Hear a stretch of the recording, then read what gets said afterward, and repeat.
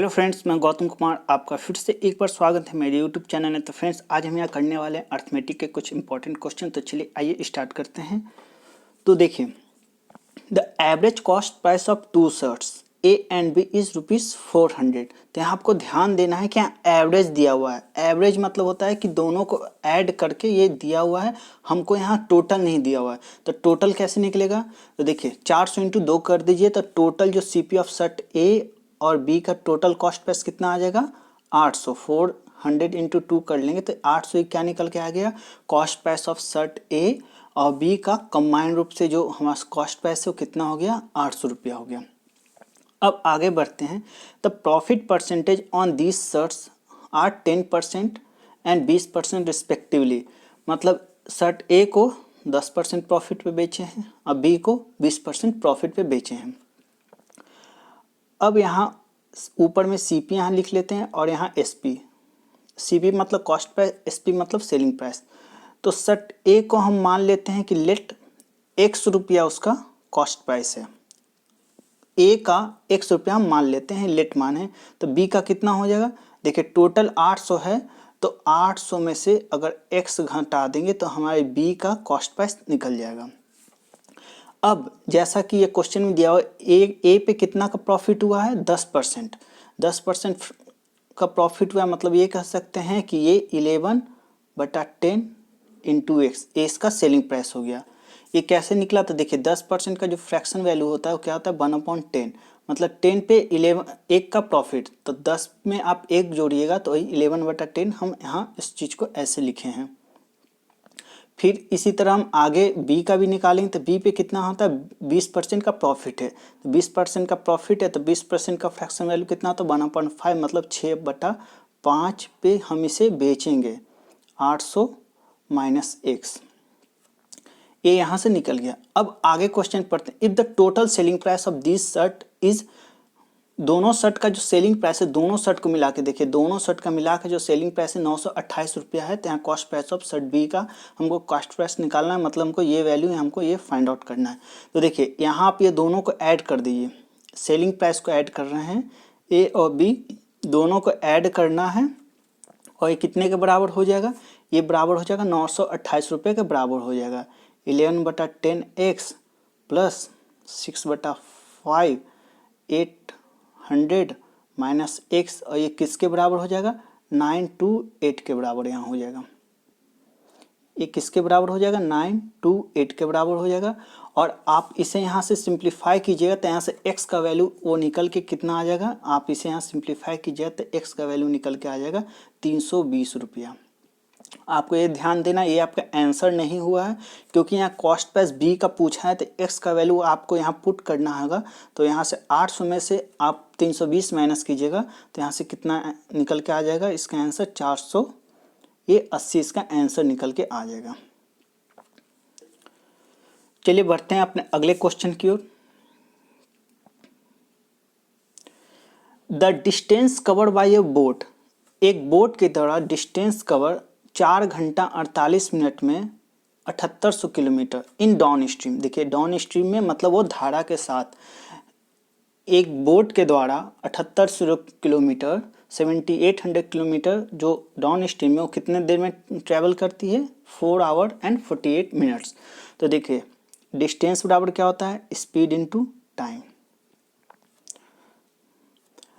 अब हम आगे बढ़ते। If the ratio of speed of stream, मतलब ये धारा का जो स्पीड है और स्पीड ऑफ बोट ये कितना दिया हुआ? 2:3। मीन्स ये कह सकते हैं स्ट्रीम को C मान लेते हैं और बोट को B मान लेते हैं। दोनों का जो रेशियो कितना दिया हुआ है? 2x/3x। ये यहाँ क्वेश्चन में दिया गया है। तो आपको यहाँ बताना है अप स्ट्रीम स्पीड। आप इस चीज़ को बिल्कुल ध्यान दीजिए क्योंकि आप क्वेश्चन में x का वैल्यू निकालते हैं, सीधे पुट कर देते हैं, गलत हो जाता है। तो यहाँ आपको निकालना क्या है? इस चीज़ को आप साइड में कहीं भी आप एग्जाम में जरूर लिख लीजिए। आपको निकालना है B - C, आपको यहाँ निकालना है। तो देखिए डिस्टेंस टोटल कितना है ट्रैवल किया है? 7800। और इसका स्पीड क्या होगा? देखिए डाउन स्ट्रीम स्पीड है तो B + C हो जाता है। तो यहाँ B का वैल्यू क्या है? 3x और C का वैल्यू कितना है? 2x। तो 3x और 2x जोड़िएगा तो टोटल कितना हो जाएगा? 5x। और टाइम इसको कितना लगा? 4 घंटा 48 मिनट। तो देखिए 4 घंटा और 48 मिनट को आप फ्रैक्शन में अगर इससे तोड़िएगा तो कैसे हो जाएगा। देखिए 4 आवर्स तो ये हो गया, 48 मिनट को आपको घंटा बनाने के लिए क्या करना पड़ेगा, 60 से डिवीजन करना पड़ेगा। तो इससे 4 से आप इसे 12 से 4 मरतबे और 12 से 5 मरतबे इसे काट दिए तो देखिए 5 चौके 20, 8 4 24। तो यहाँ से इसका हम ये इसको सिंप्लीफाई कर लिए, ये कितना आ गया है 24 बटा, ये कितना हो गया था 24 बटे ये 5 हो गया था। तो अब हम इसे और अब कैलकुलेट करेंगे। देखिए ये 5 से 5 कैंसिल आउट हो गया और ये 24 से आप इसे सिंप्लीफाई कीजिए, 12 से 2 मरतबे और ये 12 से 12 छक 72 और 12 पच्चीस 60, मतलब x का वैल्यू यहाँ कितना निकल के आ गया 325 निकल के आ गया।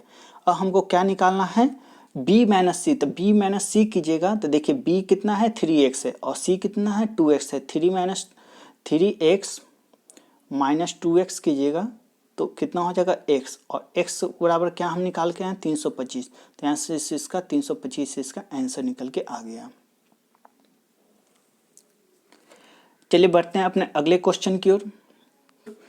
ए invested sum amount of money in scheme, कोई एक स्कीम में ए के द्वारा कुछ अमाउंट को इन्वेस्ट किया गया है। Be invested ₹100 more than the money invested bye A in the same scheme, मतलब जिस स्कीम में ए इन्वेस्ट किया है बी भी उसी स्कीम में इन्वेस्ट किया, बस कंडीशन क्या है कि 100 रुपया वो ए से ज़्यादा इन्वेस्ट किया है। तो यहाँ मान लेते हैं लेट ए के द्वारा 100 रुपया इन्वेस्ट किया गया है, तो बी के द्वारा कितना किया जाएगा, बी के द्वारा x में आप 100 और ऐड कर दीजिए तो इतना ये बी के द्वारा ये इन्वेस्ट किया गया। अब आगे बढ़ते हैं। रेट क्या है 10% है, वो भी कंपाउंडेड है, एनुअली है और 2 साल के लिए। तो ऐसा करने से जो टोटल कंपाउंड इंटरेस्ट उसको हासिल हुआ कितना होगा 189 रुपीज़। तो यहाँ बताना है कि ए के द्वारा कितना अमाउंट इन्वेस्ट किया गया।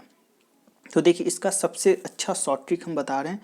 देखिए एक्स ए के द्वारा कितना इन्वेस्ट किया गया 100 रुपीज़, इस पर कितना इसको इंटरेस्ट मिलेगा 10% के हिसाब से 2%, अगर मतलब 2 साल के लिए कितना मिलेगा कंपाउंडेड में। तो देखिए इसको निकालने का सबसे अच्छा फार्मूला है x plus by plus x into by upon 100।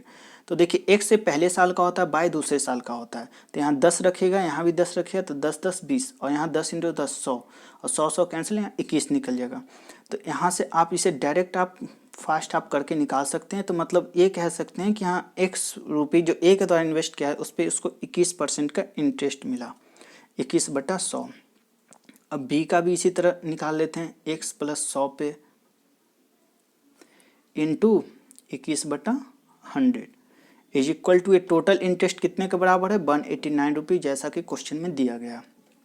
अब आप इसे सिंप्लीफाई कीजिए तो देखिए इधर कितना हो जाएगा 42x/100 और ये कितना हो जाएगा 21, आप उस तरफ ले जाके माइनस कर दीजिए तो ये 8 हो जाएगा, ये 16 हो जाएगा। तो ये कितने टाइम से चला जाएगा, ये 4 टाइम्स चला गया। तो x का वैल्यू यहाँ कितना निकल के आ जाएगा 400। तो यहाँ से ए कितना अमाउंट किया था 100 रुपये, तो यही इसका ए के बराबर हो गया, यही इसका आंसर निकल के आ गया। चलिए बढ़ते हैं अपने अगले क्वेश्चन की ओर। The ratio of age of father to the age of son 5 years ago was 7:2, मतलब यहाँ 2 लोग हैं फादर और सन, और 5 साल पहले उनका जो रेशियो एज का वो कितना है 7:2। देखिए इस टाइप के क्वेश्चन के लिए जो आपको शॉर्ट ट्रिक है मैं बता रहा हूँ। देखिए यहाँ पर आप ऐसा कीजिए, अभी प्रेजेंट से पी लिख दीजिए, प्रेजेंट से हमको कितना जाना है 5 साल पहले। 5 साल पहले F for father S for son हम यहाँ ले लिए हैं, ये कितना रेशियो था 7:2। अब आगे बढ़ते हैं क्वेश्चन में। The ratio of their age after 10 years will be 2:1, मतलब 10 साल बाद, मतलब प्रेजेंट से 10 साल बाद ये कितना रेशियो हो जाता है, ये 2:1। इतना आप क्वेश्चन कर लिए। अब इसमें दूसरा स्टेप आप ध्यान रखिए। अब ये फादर सन का यहाँ पर देखिए डिफरेंस कितना 5 है और यहाँ पर डिफरेंस देखिए 1 है। तो ये डिफरेंस को हमको बराबर करना है दोनों तरफ। तो उसके लिए क्या करना पड़ेगा 5 से आप इधर भी 2 मल्टीप्लाई कर दिए, इस 5 से इधर भी, इस 1 से आपको इसमें मल्टीप्लाई करना, इस 1 से आपको इसमें मल्टीप्लाई करना। तो यहाँ से एक नया इक्वेशन जनरेट हो जाएगा 7:2 और ये कितना हो जाएगा 5 दूना 10:5। जब ये फादर का है, ये सन का है, जब ऐसा रेशियो निकल गया तो आप ये पुराना वाला ये है, इसको आप कैंसिल आउट कर दीजिए, इसका कोई काम नहीं। अभी आपका नया आ गया, और ये बीच में लाइन जरूर खींच दिए ताकि ये पता चलेगा कि ये 5 पहले, प्रेजेंट से 5 पहले जाना है और ये 10 आगे जाना है। अब क्या है, यहाँ आपको क्या बताना, find the present age of father. Father का यहाँ प्रेजेंट एज बताना है। तो देखिए आप इस चीज़ को यहाँ ध्यान दिए, 7 में 3 जोड़े तो 10 हो गया, यहाँ भी 2 में 3 जोड़िएगा तो 5 हो जाए, दोनों में सेम आ जाएगा। आप अगर इसको आप बैलेंस करते हैं, इसको बैलेंस करते हैं तो ये दोनों का वो सेम, इसमें ऑटोमेटिक ये सेम आ जाता है। अब देखिए ये 7 से 3, ये 3 क्या है, 3 कितने के बराबर, 3 ये कितने के बराबर, ध्यान से समझिए। देखिए यहाँ से हम लोग 5 पहले गए तो 5 साल, और यहाँ से हम लोग 10 आगे गए 10 साल, 10 और 5 ये 15 साल, मतलब ये 3 का गैप ये 15 साल के बराबर है, 15 ईयर्स के बराबर है। तो एक के वैल्यू निकालेंगे तो 5 ईयर्स के बराबर हो जाएगा। हमको क्या फाइंड आउट करना है, present age of father. Father का तो एक पार्ट का वैल्यू है 5, यहाँ फादर का 5 साल पहले का जो है वो कितना, 7 पार्ट है, तो 7 × 5, 7 × 5, ये 35 ईयर्स है, ये 5 साल पहले। आप इसमें 5 और ऐड कर दीजिए तो ये प्रेजेंट एज निकल जाएगा, क्योंकि ये 7 क्या है, 5 साल पहले, इसी कारण 5 और ऐड करके यहाँ 40 ईयर्स इसका आंसर निकल जाएगा। चलिए बढ़ते हैं अपने अगले क्वेश्चन की ओर। A can do a work in 20 days. A कोई काम को 20 दिन में कर सकता है। B can do the same work in 20% less time taken by A. मतलब ए जितना काम दिन लेता है उससे 20% कम ही दिन में बी के द्वारा उस काम को फिनिश कर लिया जाता है।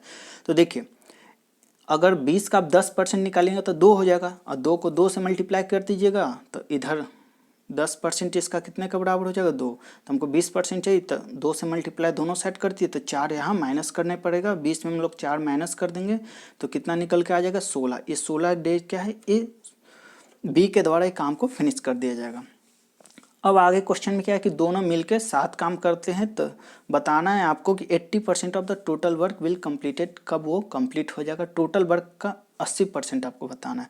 तो यहाँ से आप एलसीएम ले लीजिए, तो एलसीएम वो क्या होता है, वो टोटल वर्क के बराबर हो, तो कितना निकल के आ जाएगा, 80 यूनिट्स आ जाएगा। अब 80 यूनिट्स हमारा टोटल काम हो गया। अब टोटल काम एक कितना दिन ले रहा है, 20 दिन ले रहा है, तो एक दिन में ए कितना काम करेगा, तो आप 80 में 20 से डिवीजन दीजिएगा तो कितना आ जाएगा, 4 यूनिट्स पर डे, ये ए के द्वारा किया जाएगा। इस तरह बी का 16 × 25 80, 5 units per day, units per day, और ये भी यूनिट्स पर डे बी के द्वारा किया जाएगा। अब जैसा कि क्वेश्चन में दिया गया ए बी दोनों मिल के स्टार्ट किया था, ए बी दोनों मिल के, ए प्लस बी दोनों मिल के एक दिन में कितना बनाएगा, 9 units per day. 9 units per day बनाए, मतलब एक दिन में ए बी मिल के 9 यूनिट्स बनाएगा। तो यहाँ बताना है कि ये टोटल वर्क का 80% कब कंप्लीट हो जाता है। देखिए टोटल वर्क है 80, अब टोटल वर्क 80 का 80% निकालना है। 80% का फ्रैक्शन वैल्यू क्या होता है, 4/5, तो 5 से कितना, 16, 16 चौके 64, मतलब यहाँ 64 यूनिट्स का आपको बताना है कि 64 यूनिट्स कब कंप्लीट हो जाएगा।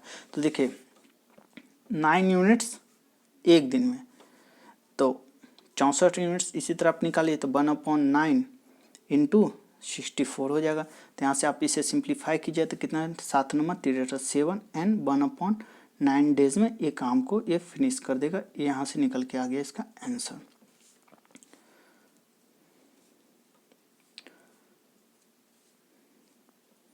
Thank you.